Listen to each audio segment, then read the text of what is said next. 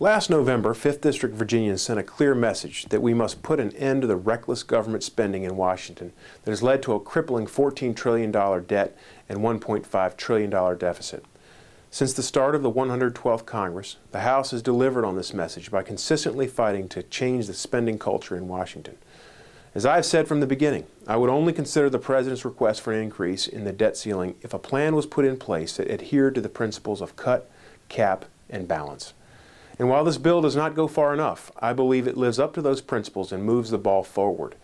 This plan is not the final solution to our debt crisis, but it implements historic spending reforms that actually shrink the size and scope of the federal government, and does so in spite of a Senate and White House that have remained committed to continuing the current spending status quo.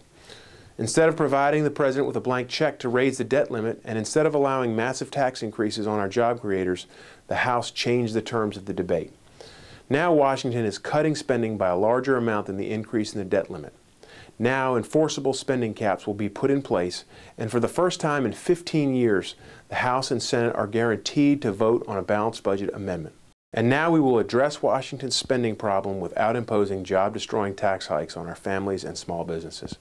This plan is not perfect, but it is a step in the right direction to move an inflexible Washington towards accepting true spending reforms and forcing the government to live within its means so that we can get our fiscal house in order to help grow the economy and create jobs for all 5th District Virginians.